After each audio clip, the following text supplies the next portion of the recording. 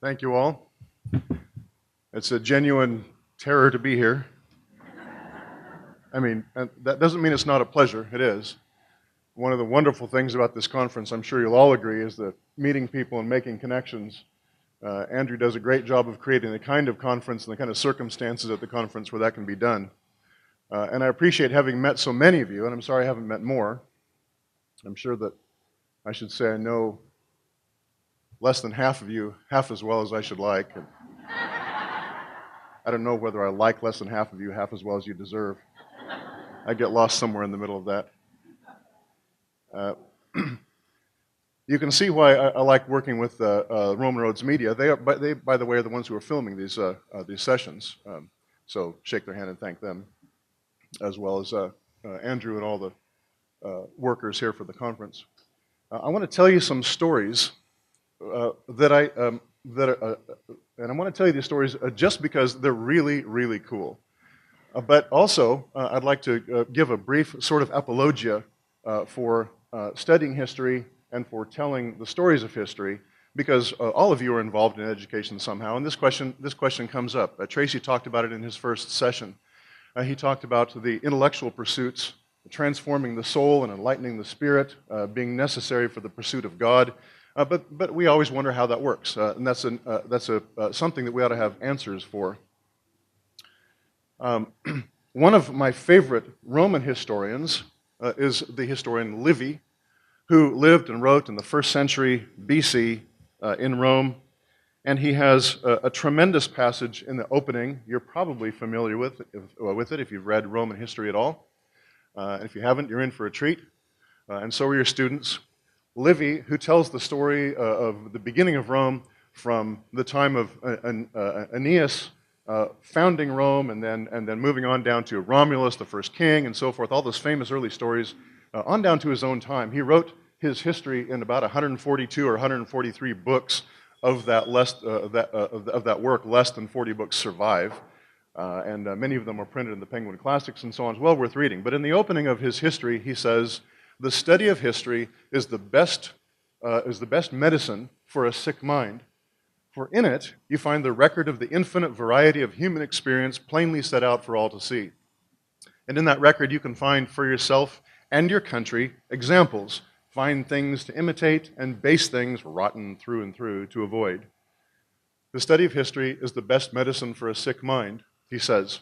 Now, we know that the ultimate sickness, the spiritual sickness that needs to be healed, is cured by God himself through the gospel, through the revelation of his Son, and so forth. But the kind of sickness that Livy is talking about, this historian, is a sickness that he and other conservatives in his day, in the 1st century BC Rome, after a century of civil war, and seeing the moral and spiritual corruption that had crept into his culture as a result of that, the kind of sickness he's talking about is the sickness that a cultural conservative, someone who loves the things of the past and believes that the goods of the past ought to be conserved and brought on, and moans and grieves at the loss of the goods of the past that have been handed to us as capital, as gifts.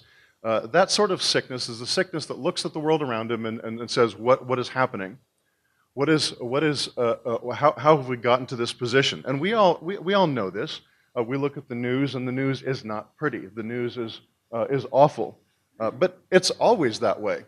There's always terrible things happening. And so because we're not new in this situation, we can look at the past and see when other people have been in similar situations, and we can learn from them. We all know this. We know this about history. Many people have said we learn from history. That's what Livy is telling us. It's medicine for a sick mind, because if we think we're the only people who've ever been in the situation that we're in, politically and culturally and economically, then we're going to be stuck. We're going to despair. Where are the answers? One way to find the answers is to look back at other times and see examples there. How have people dealt with the situation that they fell into? How do they, what brings on a situation like this? How do people deal with it and save their culture from the disasters morally and economically and spiritually and intellectually and educationally that befall it? And if they can't save the culture, how do they ride it out and survive and create a new culture? So Livy says that's the purpose of history. It's medicine for a sick mind because it gives us a way out of the despair that a cultural conservative tends to feel. So I love history for that reason. I like to enforce that point with my students. That's not the real reason that I love history, or at least it's not the reason I'm drawn to history. I'm drawn to history because of the stories that are so intriguing. And some of the stories that I'm going to tell you are stories you've been aware of, that you've heard before. But the really great thing about teaching history, is the connections you can make between things that students haven't seen before, the connections they haven't known before. They've read about this event and this man and this time period, but when you can start drawing the connections, then their eyes start lighting up and the light bulb goes on over their head, because suddenly they see the meaning behind it all, right? We can teach them the particulars of history, but when they start seeing the relation of it, then they can start seeing meaning and application for themselves. So let me preface my stories with a brief sketch of world history. Well, not world history, Roman history. Actually, not even all of Roman history after Livy. Livy lived at the time of Caesar Augustus. Caesar Augustus ends a century of civil war, in the middle of which we have Julius Caesar and his famous assassination and so on, which he didn't survive. You rarely survive assassinations. After Caesar is assassinated, there's a little bit more civil war, and then his adopted son, Augustus, Octavian, who becomes called Augustus, takes over and ends the civil war period and brings on a period of peace, the period we tend to call the Roman Empire. And the Roman Empire lasts for almost another 500 years in its western half and another 1,500 years in its eastern half. The Roman Empire lasts for a long, long time. There have been some comments in earlier talks about this, and I find it fascinating that if you take the history of the Roman Empire from its traditional founding date of 753 BC by Romulus to the final fall of the last vestige of the eastern half of the Roman Empire in 1453 AD, after Christ, at the sack of Constantinople, that means the Roman Empire lasted for what? That's 2,206 years, I think. 2,200 years in a relatively continuous fashion, without the sort of major discontinuities and disruptions that other empires have had. And that's a third of the lifetime of civilization on the planet. That's more than 10 times as long as our country, the United States of America, has lasted. 10 times as long as we've lasted. And by the way, let me digress for a moment. For most of the history of that, the Roman Empire was a Christian empire. A Christian in the sense in which you can say any country is Christian. To the extent that we can say that the United States of America has been Christian in its past, not that every individual in it is personally regenerate and so forth, but it's been dominated by a Christian worldview, and the outlook of everybody, regenerate or not, sincere or not, is deeply influenced, fundamentally influenced by the Christian worldview. That was true of the Roman Empire from the time of Constantine the Great in the early 300s until the final fall of Constantinople in 1453. The Roman Empire was Christian longer than it was pagan. We don't often think about that. But I digress. I told at my session yesterday that my students actually one year got me a t-shirt that said, "But I digress," on the front of it. But another class told me, you remember in Dante in the Purgatory when there's the circle of the gluttonous? And in life, their gluttony had obscured the image of God in their faces, right? Because they had so given themselves to their passions, the flesh of their face grew by their meat and drink, that the image of God, which was literally, not figuratively, but literally written on the face, was obscured. And so in the circle of the gluttonous, their penitential conduct as they climb the mountain, gradually they're emaciated and their flesh wastes away as it ought to have, and so that now the image of God can be seen again. And you remember that the phrase homo dei, man is of God, is actually written on the face. So you have the homo without the H. The homo is the two eyes, and then the bridge of your eyebrows and the line of your eyebrows and the bridge of your nose makes a capital M over the two O's. So homo, and then dei is formed by the capital D that you can see in the circle of the ear, and then the E is the nostrils and the nose, and then the I is the straight line of the lips. So homo dei is literally written on your face. But if you're a glutton, if you give in to your passions, if you serve yourself, then God is obscured. The fact that I come from God is obscured. So in penitence and fasting and in subduing the flesh and the ascetic struggle that all Christians are called to, we restore, or God restores by His grace, the image of God in us. So anyway, I'm digressing from my digression. One of my students told me that they can see the word digression written on my face. Digressio, which I like to tell them was a virtue in medieval literature. Digressio was actually something people sought out. Because in a universe that's governed by a God in whom all things consist and in whom all things cohere, there are no rabbit trails because everything just fleshes out the story, right? So thus I justify my digressions. And model for you what you should do in class. Digress freely and never apologize for it. Students like to say, we got the teacher off track today and we never really got to the lesson. Little do they know, we planned those things, right? Or at least we redeemed them. So the Roman Empire under Caesar Augustus, or maybe by a century later under Trajan, reaches its greatest extent. Its northern boundaries are at the Rhine and the Danube in the middle of Europe. Its southern boundary is down in the Sahara. Its eastern boundary is off in Mesopotamia. Its western boundary is over at the Atlantic Ocean. The Roman Empire owns the world. It surrounds the Mediterranean. In fact, that's where the word Mediterranean comes from, right? It's the middle of the earth. The Romans called it a Roman lake. So did the Greeks, by the way, before it. Socrates says we're all frogs around a Greek pond. And the Romans said, well, not anymore, you're not.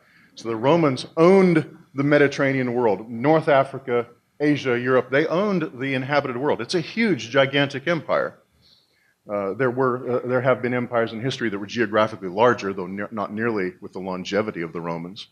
It was a huge empire, but as the centuries go by, the 2nd, 3rd, 4th century, it becomes more unwieldy, and the usual narrative is that the bureaucratic corruption in the empire and encroachment from the barbarians, especially from the north, start to weaken the empire. The hordes from the east. Attila the Hun in the 5th century sweeps into Europe, and so the Germanic tribes that were there move down into the Western Roman Empire. The Roman Empire begins weakening. The emperors try and govern it more ably by dividing it administratively into two halves. So the empire is dividing into a western and eastern half, with the dividing line kind of being between Italy and Greece. So this is the usual story, and it's largely true. And so by the 5th century, by the 400s, we're talking about after the age of Athanasius and Augustine and Jerome and so on, after the age of Constantine the Great, and the empire has become officially Christian. In the 400s, in 410, the Vandals come and they sack Rome, and the world totters because the mistress of the Mediterranean, the eternal city, has been shaken, and she hadn't been invaded and sacked in 800 years since the Gauls, as Livy tells us, back in the 400s BC. So Augustine and Jerome write to each other from across the empire. Is this the end of the world, dude? Is Christ coming back? I don't think they use the word dude. They use the Latin form of it. Then in the middle part of the 400s, Rome is sacked again, a second time, and the empire, the Western Empire, is really rocking now. And finally, in 476, Rome is invaded once more by the Ostrogoths this time. And this time, unlike the two previous times, the barbarians stay. And they kick off the last Roman emperor, whose name was Romulus Augustulus, oddly enough, the diminutive of Romulus, the first founder of Rome, and Augustus, the great emperor. He's booted off the Roman throne, and the Ostrogoths put a king of their own on the throne. The forms remain, the Senate still remains, and so on, and nobody wakes up the next spring and goes, gosh, look at that, it's the Middle Ages, Martha. But because things happen slowly, things grow slowly, right? But people looking back, and it wasn't long, within a few centuries they were looking back and going, there was a change there, wasn't there? And now we look back and we see 476 as a real dividing line, and we say that's kind of the arbitrary date for the end of the Western Roman Empire. The Western Roman Empire collapsed, fell apart, decayed. And of course, it's not a complete collapse, because the old cultural capital that the Hellenistic Empire had is preserved in many ways. But just as in our day, the same thing that happened in the 5th century that's happening now. And there would have been conferences like this if they had conferences back then, because the people who still were learned and who were still educated were far fewer in number, and they looked around them and they said, culture is failing. Culture is deteriorating, it's degenerating. What do we do to save it? And so in the 5th and 6th centuries, there's a group of men who wrote, and in the 7th century, men who were called the encyclopedists, who wrote kind of collections of all extant knowledge so that it could be handed on. Guys like Martianus Capella and Isidore of Seville, who write these collections of brief summaries of all knowledge, because if they don't write it down, if they don't preserve these books and hand on the books, we're going to go into a darkness from which we cannot recover. They believed that would happen. They believed that God would not let the ultimate darkness come, but they knew that a darkness was on them and that they needed to preserve in these collections of learning. They need to preserve the learning and the culture and the mindset of the great ages in the past. If you're a fan of C.S. Lewis, and I know you all are, you wouldn't be here if you weren't. But in his space trilogy, in the third book, that incredible book, That Hideous Strength, there's a little island of people at St. Anne's, just a little collection of people in a house, and they're the last vestiges of culture. They're Logres, true Britain. They're the last. They're the last Christians. They're the last gentlemen. They're the last old British. And all around them, the world is literally going to hell. And that's kind of what these encyclopedists in the 5th and 6th and 7th centuries are doing. And that's what the monasteries were doing as they began to grow and expand in Europe in the beginning of this period that we call, has been called in the past the Dark Ages. That's overstated, but it was a kind of a darkness. And the monasteries preserved this learning. And so culture didn't collapse completely, but it's preserved in the monasteries. The Celtic ones are the most famous ones. And so in the monasteries of the 7th and 8th and 9th and 10th centuries, the first half of what we call the Middle Ages, from 500 to 1000, there's culture preserved in the monastic centers, and they're the saviors or the conduits of old learning and old culture that brings that, so pulls it through the cultural Dark Ages until we get to the High Middle Ages, when the Dark Ages are over and we have the explosion of the glories of the High Middle Ages, with Gothic cathedrals and Aquinas' Summa and Dante's Divine Comedy. All those are the result of the learning that's preserved from the past. But one of the things that brought the greatest darkness in this period was the rise of Islam. Muhammad and his teaching happens in Arabia in the 600s, and it explodes out of Arabia. And Islam, these Muslim tribes, sweep across North Africa and completely conquer all of North Africa, which had been Christian, Roman Christian, thoroughly up until this time. Egypt was a Christian nation. All of North Africa was Christian, and Islam conquers it. They also don't completely obliterate culture or Christianity. For hundreds of years, the Islamic government of these countries was like this ruling upper crust, and beneath it, the Christian culture was still there. And real persecution, real oppression by the Muslim overlords of the Christian nations under them didn't really start happening until the 11, 12, 1300s. There was persecution, but it didn't get bad until later on. And so even though Islam had conquered North Africa and Syria and Mesopotamia and Palestine, and moves up into Asia Minor and sweeps east as far as India and so forth, even though they did that, they didn't obliterate all of culture. And in fact, there were some centers of learning that we would call universities in Syria that still were producing and preserving and producing great works of culture because these Arabs, had been Christian and still are Christian under their Muslim overlords. They preserve Christian learning from the past. And in fact, it's my contention, feel free to argue with me later if you can find me, but it's my contention that many of the things, not all of them by any means, but many of the things that are attributed in the modern ideological struggle between the West and Islam in the East, many of the things that are attributed to Islamic culture in the High Middle Ages in defense of Islamic culture were actually the result of the Christian culture in the majority population under this ruling upper crust of Islamic governors. There were Christian universities, Christian teachers that were carrying on the Christian Hellenistic tradition off in Syria that weren't obliterated by the Muslims. For that reason, we have the preservation of learning that eventually creeps off into Spain, and Muslim learning, which preserves Old Greek learning, comes into Europe in the time of Aquinas and later on and so forth. But again, I digress. I actually don't need to say that anymore, do I? You can assume that this whole thing is a digression. So Islam rises and it sweeps across Europe. But although I've been saying in the last few minutes that it didn't destroy Christian culture, it did great damage to it. It was obviously harmful. It was an attack, an onslaught on what we call Christendom. Christendom, Christ's domain, Christ's kingdom, that area of the planet, that area of the earth where Christ's power has spread by people's submission to it, wholeheartedly or not, sincerely or not, Christ's power is spreading. And so we call the High Middle Ages in Europe Christendom. But Christendom had included in the late Roman Empire North Africa, and now it's conquered by the Muslims. Is it still part of Christendom?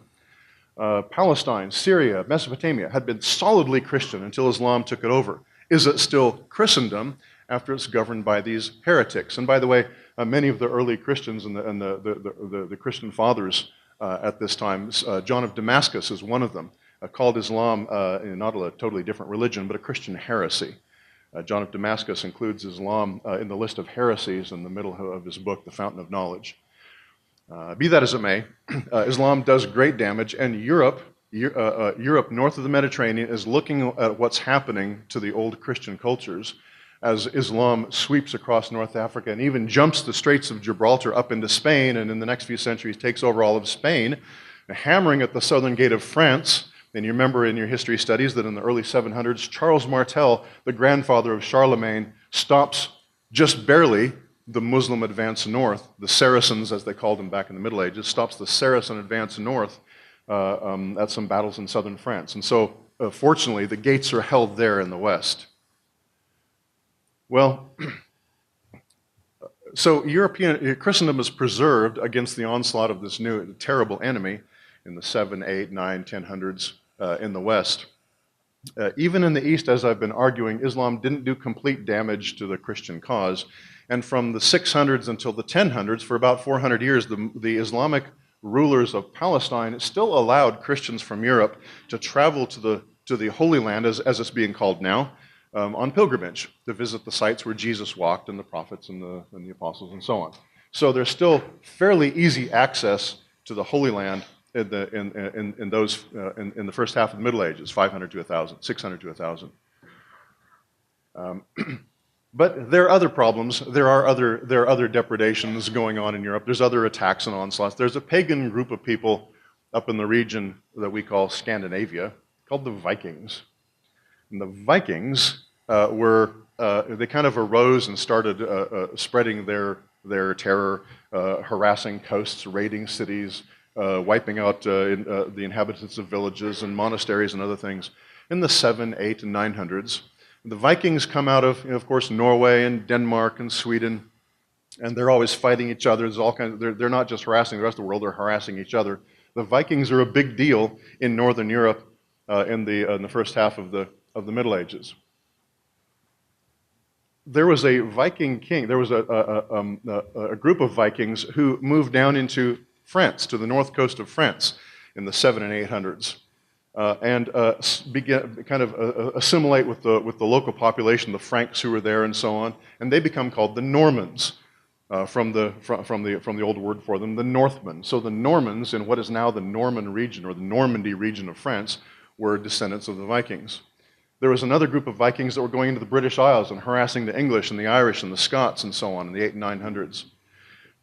Eventually, the Vikings did so well that they established what's often called the North Sea Empire, or some variation of that, to the extent that some of the Vikings, like King Canute the Great, in the 1000s, he was the king of Norway and Sweden, and also England. England was part of a Scandinavian Viking empire.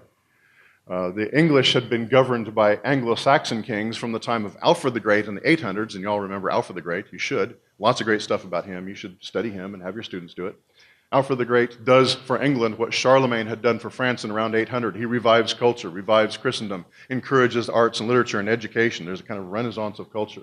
Alfred does that in the 800s, and the English are ruled by Anglo-Saxon kings until the 1000s, and then briefly there's a period when Viking kings rule, when Danish kings rule, Canute the Great and his son Hardicanute, and then it goes back to the English kings, Edward the Confessor in the 1000s. So the Vikings are being a problem in the north, just like the Muslims are being a problem in the south. It's a different kind of problem, but it's still a problem. But one of the Viking kings in Norway, a guy named Olaf, was a powerful ruler. He was involved in these political struggles, he was the king of Norway. He tried to take Denmark. He did take Denmark. He got kicked out. There's all this back and forth thing going on. And finally, he's killed in a battle in which his brothers helped to support his claim of Denmark. He later, because of, for a number of odd reasons, he's actually sainted locally and eventually universally canonized by the Pope Alexander III. So Saint Olaf is a saint from the Norwegian, from the region of Scandinavia, and he has an influence to this day. And there's a college in Minnesota, I think, right? St. Olaf's College. It's a private Christian four-year college. Norway became Lutheran in the Reformation, like most of Scandinavia did, and so it's a Lutheran college. But they still have St. Olaf as their patron saint. And he was, like a couple of other guys I'm going to talk about in the next few minutes, if I can get past this historical review. As one historian says, these men did not quite approximate the Christian ideal in their moral conduct. But he got canonized anyway. They had different, either they had different standards or we do, I don't know. Anyway, so Olaf was a big deal. But he had a half-brother whose name was Harold, who's known to history as Harold Hardrada, Harold the Hard Ruler, because this was a tough man. He was a violent man, sometimes a brutal man, often a fair and just man. He was a tremendous and powerful and fascinating ruler. Harold Hardrada is the half-brother of Saint Olaf. Harold never got sainted for some fairly obvious reasons, but he should have, just out of coolness. There should be the saint of coolness. Harold Hardrada is a part of this struggle back and forth, political struggles, but when he, in his attempt to help his brother Olaf take over Denmark, loses, Olaf is killed, and buried at Trondheim, and now Hardrada is on the outs. And he's only 15 at the time of that battle, but he's already a ferocious warrior. You know, the whole hat and the horns. Well, actually, they didn't have horns in their hats. And so, to escape all those troubles, he goes into exile, and he crosses he crosses the Baltic Sea, goes down into the lakes and rivers of Russia, comes down to the north coast of the Black Sea, in the region now that's Ukraine, where a people called the Kievan Rus live. And they also were descendants of Vikings, who centuries earlier had gone down and settled north of the Black Sea in the region of present-day Ukraine, and became the people there. And when Hardrada gets down there, he's meeting, therefore, people who are connected to him genealogically. They're Vikings here. And they're Christians. A century earlier, in the 900s, there had been a king named Vladimir, Prince Vladimir of Kiev. And he, like all his people, was a pagan, and they worshipped pagan gods represented by big log totems and Pashtun and all these other weird gods. And he was, for a variety of reasons, including a saintly grandmother, he was sick of their paganism, saw it did no good, and the story goes, the legend goes, that he sent out emissaries to the three great religions of the world to see whether they should adopt a new one. So he sent ambassadors to the Jews and ambassadors to the Muslims and ambassadors to the Christians down in Constantinople. And the ambassadors come back, and Vladimir's like, well, what'd you find out? And so the ambassadors from the Jews say, I don't know, they can't eat pork. And Vladimir said, well, that's out. And they come back from the Muslims, and they say, well, you got all these things that you got to do. But the ambassadors from Constantinople said, we went into the great church of Hagia Sophia, the greatest church in Christendom, and we were there during the divine liturgy, and the incense, the prayers, the saints was rising up, and the shafts of light coming through those glorious windows, and we heard the chants and the singing, and we heard the prayers, and we didn't know whether we were on earth or in heaven. And Vladimir says, sounds like that's for us. And so Vladimir converts. And there's a lot of this conversion of kings followed by the people going on in these centuries. King Edwin of Northumbria in England says the Venerable Bede in his history of England. He says the same thing happens there. King Edwin converts and the people go, cool, we'll follow, and they go. And there's no reason to doubt the sincerity of many of those people, though modern skeptics like to. So Vladimir, the Prince of Kiev, converts in 988. It's a famous, it's a signal moment in Russian history, because Ukraine becomes Christian and spreads to all of Russia, and so Russia is Christian for another 1,000 years. So in Ukraine, Harold Hardrada, this Viking, has come down, and he hangs out with his people from the time he's about 15 years old to his late teens, maybe 19, and he becomes very useful to the prince there, who's Vladimir, son of the Vladimir who converted. And then he does something that many other Vikings had been doing for a century or two. He goes down to Byzantium, to Constantinople, to join the bodyguard of the emperor of Constantinople. Now remember, Constantinople is the capital of the Eastern Roman Empire, same Roman Empire whose western half had collapsed in 476, but it's been going on merrily off in the east, thank you very much, and they're Christians. It's the Byzantine Christians over here, what we would now call the Eastern Orthodox. And so Harold Hardrada goes down to Constantinople, and there's a group of bodyguards called the Varangians, and these are Viking people that the emperors have been employing as personal bodyguards and kind of Praetorian guard for a century or two, because if they hire their own Byzantine soldiers, well, we all know about the Byzantines. They're always intriguing, and there's a reason that we have the word Byzantine, meaning complex and smoky back rooms and devious, intricate deals. That's the way the Byzantine Empire tended to be politically. And so if the emperor hires local soldiers, they're probably going to have loyalties in one way or the other. They're caught up in the local emotion and, and family disputes. And so it's better to hire somebody from the outside. So they hired Vikings, who are known for their fierceness and for their loyalty to the emperor who hired them. So the Varangians, these Viking bodyguards, have been serving the emperor for a long time. Harald Hardrada brings about 500 of his men down across the Black Sea, south across the Black Sea, to Byzantium, this glorious city. By the way, one interesting way to get a picture of what Byzantium meant to the Christian world in those days, read Stephen Lawhead's novel, Byzantium. If you know who Stephen Lawhead is, he's a pretty good writer, but this is a particularly interesting novel just for the picture it gives of what Byzantium meant to the Western world. The Europeans off in West who never had a chance to go visit Byzantium heard stories of this glorious Christian kingdom, this exotic kingdom in the East, and its golden domes and the spires and the cathedrals and a Christian king. They didn't know all the sordid realities that were really going on, but they did know what was genuinely true. It was a Christian city. For another interesting picture of what Byzantium meant to the early Middle Ages, read a series of poems by C.S. Lewis's great friend Charles Williams, Taliesin through Logris and the region of the summer stars, and then C.S. Lewis's own commentary on that poetry because he loved them. It's called the Arthurian Torso, and the whole bit has been collected together and published by Erdmann, so it's probably out of print now, but you can still find it. I highly recommend that to you. Charles Williams' Byzantium poetry. So Harald Hardrada is down here in Byzantium. Now Byzantium, Constantinople, is on a, modern-day Istanbul, of course, is on a peninsula that sticks out into the Bosporus. It's like a big thumb sticking out in the Bosporus. The Bosporus is part of the channel that connects the Aegean Sea to the Black Sea. And Byzantium, Constantinople, modern-day Istanbul, is up near the mouth of the Bosporus, almost where it dumps into the Black Sea. So it commands a real important location on trading routes, land trading routes and sea trading routes. Immensely fabulous city. It was the greatest and most populous city all through most of the Middle Ages. So this is the city that Hardrada comes to. Constantinople gets its name from Constantine the Great in the early 300s, who founded the city. When Constantine founded it in the early 300s, he built churches and monasteries and cathedrals. And from the sea, when you're coming up the channel of the Sea of Marmara, which is to the south of it, you see this ridge on the horizon with the greatest church, Hagia Sophia. Of course, now there's Muslim minarets all around it and stuff, but imagine, in your mind, airbrush those out. You see these glorious golden domes of Hagia Sophia and all these other churches and the palace and so on. It's a spectacular sight to see. So Harald Hardrada and his 500 Vikings come there, and they join the bodyguard, and the emperor of Constantinople and the Queen Zoe, are quite impressed. And so they serve there for a while, and then the emperor decides he's going to send Harald out on some missions.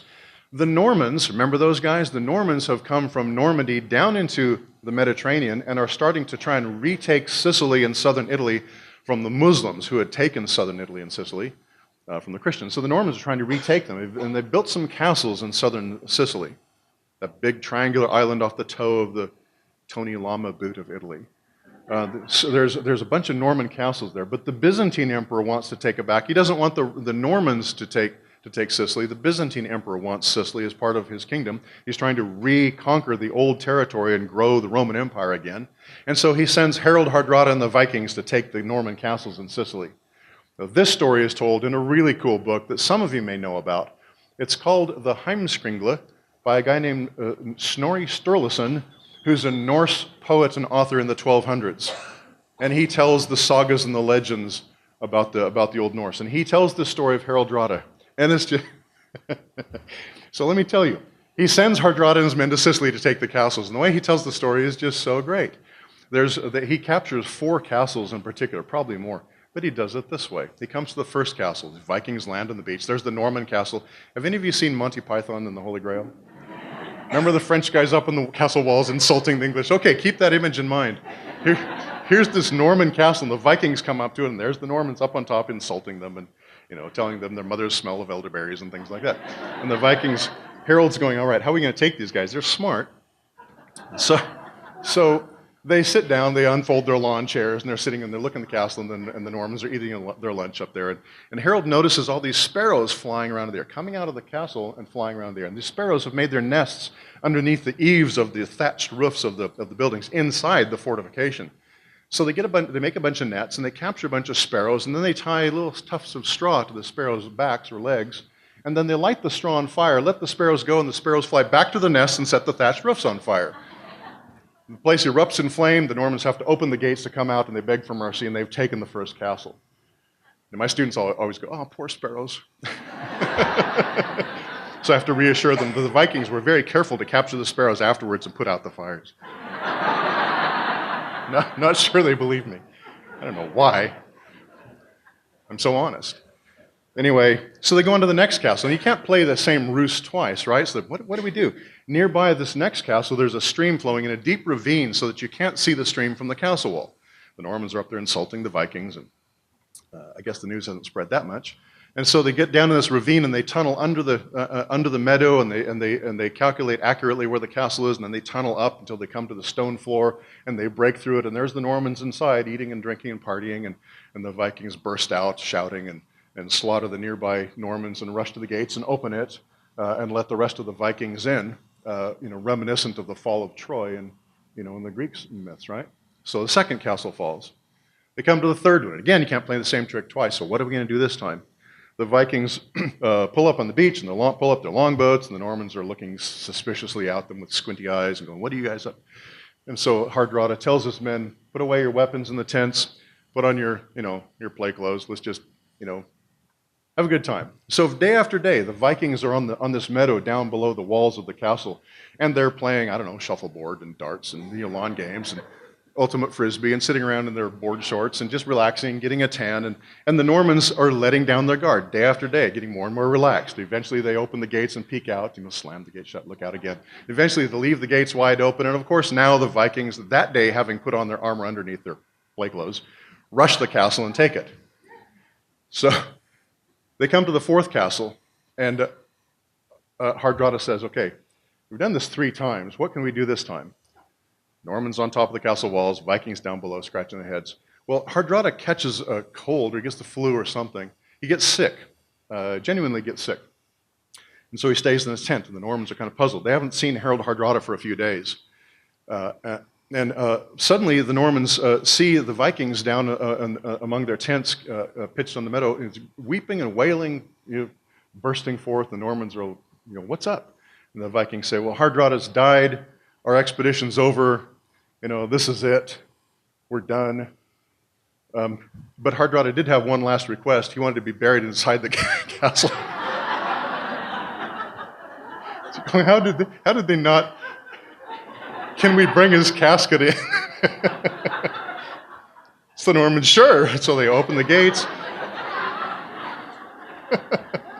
So the Vikings start bringing the casket in, and when they get in the gate, they stop and they block the gates with the casket. And of course, Hardrada's probably inside, dressed in armor, jumps out high, and they take the fourth castle. So Hardrada comes back from Sicily to Byzantium, to Constantinople, having successfully, and Snorri Sturluson in the Heimskringla, who tells those stories, is so great. I love reading those stories to my students. They're like, "I never heard about this." Hardrada comes back to Constantinople, and the emperor and the empress Zoe are very pleased with him, and they send him on some other expeditions. He goes to Palestine, he goes to Jerusalem, he bathes in the Jordan River. The Vikings have been converted by this time. He helps defend some Christian cities in Asia Minor against the Muslims and so forth. But he comes back to Constantinople, and now the Empress Zoe, she's in her late 60s. Another movie, have you seen The Emperor's New Groove? Remember Izmi? That's how you might imagine the Empress Zoe.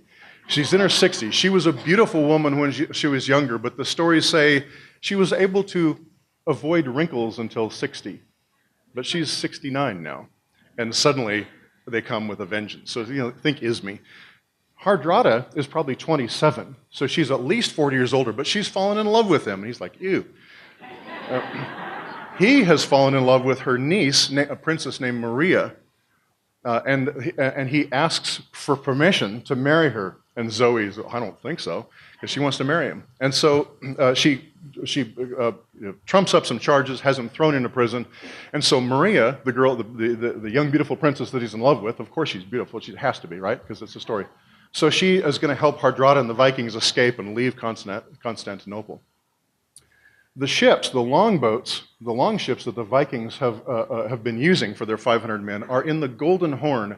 The Golden Horn is this natural harbor, a long, narrow channel about 4.5 miles long on the north of the peninsula of Byzantium. It's beautiful, and in story and legend, the Golden Horn often shows up. The longboats are in the Golden Horn. The mouth of the Golden Horn, where it empties out into the Bosporus, is protected by a gigantic chain that's attached to the fortification walls built by Theodosius II back in the early 400s, stretches across the surface of the Bosporus, and is attached to a big tower on the north side in the region of Galata. This chain is huge. The links are 2 feet long, and there's the iron rods are as thick around as my wrist, and it's attached on each side, and on the Galata tower there's a big mechanism to lower the chain deep into the water so ships can go in and out, but then they can raise it, keep it at the surface to protect it. This kind of chain blockage was not known just to them. I mean, the American colonists used it to keep the British out of some of the rivers of New York in the Revolutionary War.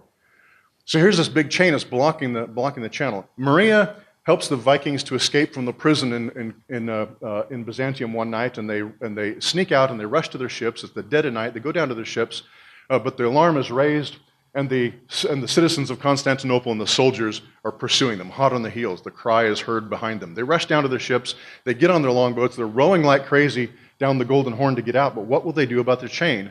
They get up to the chain, and right as they're approaching it, there's 2 longboats in the Vikings that are running away. As they get to the chain, Hardrada says, "Everybody to the back," and they rush to the back of the ship, and the prow lifts, and they slide the boat over the chain.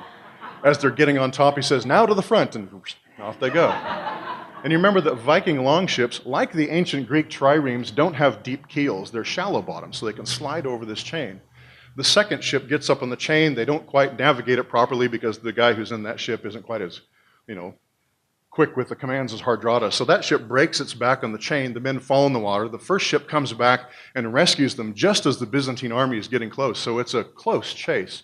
They get out into the Bosporus, they get up into the Black Sea, they're rushing up the west coast of the Black Sea with the Byzantine army close to them, and Princess Maria turns to Hardrada and she says, "Babe," that's what Snorri says, babe, in Norse. They're not gonna stop, we're not gonna get away, put me ashore, I'll stop them, I'll delay them, and you can go home. We'll have to say goodbye. So, all right. So they put her ashore, and she stops the Byzantine chase, and Hardrada gets back home to Norway. Now this chain, by the way, this chain was destroyed by the Crusaders in the Fourth Crusade in 1204, but they rebuilt the chain, and with much of the material of the old one. And portions of the chain, links from this chain, are still in this National Museum in Istanbul. And I've been there, and I've seen the actual links of this chain in this story. And there's always guards, standing around, and you're not supposed to touch anything, but I waited till the guard turned his back and they touched it. It was a great moment. So Hardrada gets back to Norway. Those adventures are over. That's cool enough. But then he spends the next 25 years, from his mid or late 20s until about the time he's 50, trying to recapture Denmark and political struggles in Scandinavia again. But through a series of alliances and a series of events involving Canute the Great, who, remember I said, had been king of England as well as Denmark and Sweden, Hardrada believes he's got a claim to the throne of England. And when Edward the Confessor dies, who'd reigned in England for 20 years, dies in early of 1 year, Hardrada thinks he's going to have a shot to come take over the throne of England. And this cool Viking would have been one of the kings of England. But another guy, Harold Godwinson, who also has a claim to the throne, takes it, and Hardrada's disappointed. But so is Harold Godwinson's brother, Tostig. Tostig Godwinson colludes with Harold. Hardrada says, "Come on over, help me, I'll put you on the throne. You help me kick out my stupid brother." And so Hardrada and his men in September of this year go to northern England, and there first they make an ally with the king of Scotland, whose name is Malcolm, and he's the Malcolm that's in Shakespeare play Macbeth, that Malcolm. Hardrada makes friends with that Malcolm, the guy who's the son of King Duncan, who's killed by Macbeth, remember? Malcolm is Duncan's son and has a rightful claim to the throne. He discovers that his friend Macbeth has killed his father. That Malcolm, he's a friend and ally of Hardrada. Hardrada, with some of these Scotsmen, go down to northern England, and they defeat some of the English and have some successes in northern England for a while, and it looks like he's on the cusp of victory. Harold Godwinson has heard that there's a potential other invasion coming to the south. And so he's been hanging out down there, but he realizes now that things are bad. Hardrada's doing well in the north, so Godwinson rushes on a forced march up the length of England to northern England, and he meets Hardrada at the Battle of Stamford Bridge. And there in this battle, the legend says, Hardrada shouts out to Godwinson or somebody, it says, we're going to take your English soil. And Godwinson says, I'll give you English soil, I'll give you 6 feet of it, or 7 because you're so tall. And so many of the legends say that Hardrada was he was tremendously handsome, long golden locks, a Viking, muscular, good looking, and 7 feet tall. He's a massive looking guy. But the battle ensues, and Hardrada takes an arrow in the neck, and he dies. And that ends the invasion. Unfortunately, just at that moment, Harold Godwinson, who successfully fended off this invasion by the Vikings, hears that the invasion really is going to take place to the south. So he rushes on another forced march to the south, where he's so weakened that he can't hold off the invasion of course, William the Conqueror, because the year is 1066. So because of Harold Hardrada, and historians point this out, because of Harold Hardrada, Godwinson loses the battle with William the Conqueror. If Hardrada had not invaded northern England and the Battle of Stamford Bridge hadn't happened, Godwinson might have been in shape to drive out William of Normandy, William the Conqueror, and 1066 wouldn't have happened, completely altering English history. So, a number of things might have been different. Hardrada might have succeeded at the Battle of Stamford Bridge and become English king, and then English history would have been different. Wouldn't have been English history anymore. It would be Norse history. We'd be, who knows. Or the battle might never have happened, and William the Conqueror might never have happened, and things would still be Anglo-Saxon without the Norman invasion and all its, all of its, consequences downstream as well. So an amazing connection there. Constantinople continues merrily on, as I said, until the year 1204. The Crusades begin in 1095 because there's been a change in the Muslim rulers of Palestine. The old caliphate has failed, and a new group of guys called the Seljuk Turks come in, and they're much harsher on the pilgrims who come from Europe to the Holy Land. The news trickles back to Europe saying, we're being mistreated badly, people are being tortured, killed, driven away. And so in 1095, as a result of a lot of things, Pope Urban II, whose son had to have been named Suburban, right? Pope Suburban. Anyway, Pope Urban II preaches the crusade in the fields of Clermont in southern France in November of 1095. It's one of the most thunderingly influential sermons ever preached because of the consequences downstream. The Crusades were tremendously transformative of Europe in all kinds of ways. So he preaches the Crusades begin. The first crusade takes Jerusalem and establishes some Latin kingdoms. The second crusade in the mid-1100s is pretty much a total failure. The third crusade in the late 1100s is spectacular in song and story because that's the one that Richard the Lionhearted was on. He was really a terrible king because in 10 years of reigning, he was never home. But he was a really cool, crusader. So Richard the Lionhearted was there along with the German king Frederick Barbarossa, who on his way to the Crusades never made it all the way because he drowned in the river, fell off his horse. He's in full armor, and it wasn't USA boating-approved flotation armor. So he's down. And Philip Augustus of France is also, he and Richard the Lionhearted are always at each other's throats. So they had brief success, not any real success in the Third Crusade. The Fourth Crusade in 1204 was an utter disaster. It was a tragedy for Christendom. Because the Crusaders leave France, they go to Venice. They negotiate with the Venetian kingdom for ships because the Venetians are a great maritime nation. And then their masters back home who charge them with the negotiations Welsh on their deal. And so the Venetians say, you guys got to pay up. And so the Crusaders agree to help the Venetians take back the city of Zara from the king of Hungary, which they do. And then that's still not enough, so they agree to help the exiled emperor of Constantinople get back his throne here in the year 1204. They do help him get back his throne. Everything goes all Byzantine.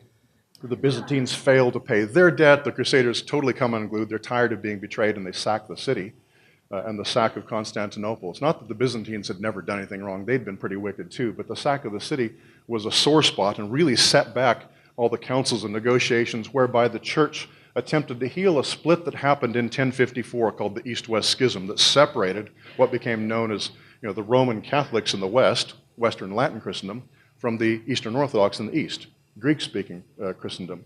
That schism never was expected to last 1,000 years as it did, and there were conferences and councils, for hundreds of years. But the sack of Constantinople, the Christian city in the east, by the Crusaders of the west, really set back negotiations, as you can see. So the Muslims, meanwhile, are still continuing to cause problems in the east. Now, in 1453, the Muslims, having chipped away, eaten away at Eastern Roman territory until nothing is left of the historic Roman Empire but the city of Constantinople itself and some surrounding farms.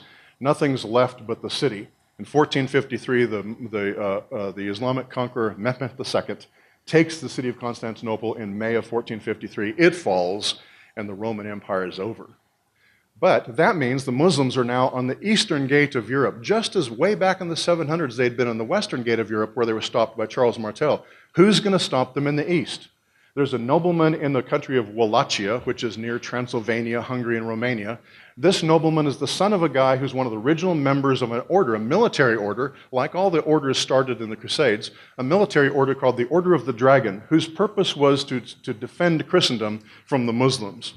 That guy's name was Vlad II. His son is named Vlad III, known to history as Vlad the Impaler, because he was particularly ferocious with his enemies, who were the Muslims. There are some records that at some points Mehmed II had come in, across the mountain passes to invade Wallachia, because that was the gate into Eastern Europe, and there he found forests of stakes with bodies impaled on them. And they were, of course, Muslim soldiers. Whether he'd impaled them to execute them or impaled the corpses after they were executed, we don't know. And the extent of the impalings, we don't know. What we do know is this, that the majority, did you? Oh, okay, I'll wrap this up. What we do know is that the majority of the ferocities that Vlad committed have been, not that he didn't commit many, but they were exaggerated because of political trouble. He, like Harold Hardrada, was involved in a lot of political machinations and infighting in his country. His political enemies, particularly from the West, from Germany, were spreading slanderous tales, and these tales got spread in Europe about how wicked Vlad was. He bathed in the blood of, whatever. So he'd been wicked, but no more so than other princes of the time. The story spread, and down through history, they got worse and worse until finally in the 1800s we have Bram Stoker writing about Dracula, and this guy was a vampire. He's a blood-sucking vampire. In the 1900s, communism takes over Romania, but in 1990, when Ceausescu fell and Romania becomes free again, and Western literature comes in, and they start bookstores in Romania, books start coming to the bookstores, and the Romanians were horrified to discover a book in which the patriotic hero of their country who defended them from Islam was depicted as a vampire. Imagine traveling to some South Pacific island and you find that the islanders, they'll tell stories to terrify their children about George Washington, that blood-sucking vampire walked. And we go, what? He was a Christian. He's a defender of the country. Well, the Romanians, all these centuries, from the 1400s to the 1900s, had been carrying on the tradition, and they still do, that Vlad, Prince Vlad, who was a baptized Eastern Orthodox Christian, in spite of the fact that, as I said earlier, he didn't exactly approximate the ideal of the Christian life. Romania carried on the tradition that he was a defender of the country, a patriot, a George Washington. So one of the lessons we can learn from that particular story is that often the stories we hear have another side, and we're told by the scripture and common sense that we ought to hear both sides of a story. Here's a radically different story about a guy in history who was actually part of this vast European attempt from the 600s until now to defend Christendom from Islam, this great heresy. I'm out of time, but let me make one comment here to wrap this up. I'll just leave it to your own imagination to figure out how this expresses harmony. But I think it does, right? Because Dracula liked music. Because all of these stories are connected to a big story. We know what the big story is, right? History is a story. It's a story and we know who the author is. What we need to know is what our place in it is. I like to tell this often. When I was growing up, my father had a big book of huge maps, topographic maps. And I fell in love with those maps because I discovered something. When I looked at the maps, Tracy was talking earlier about using GPSs. I don't like GPSs either, though I use them. Because when I look at a map, not only can I see where I am, I can see all the context around me. The GPS just tells you where you are and what to do next, but gives you no context. But a map gives you the context, and that's what studying history does. And the stories help you understand where you are in history, where you came from, and where you might be going next. Thank you very much.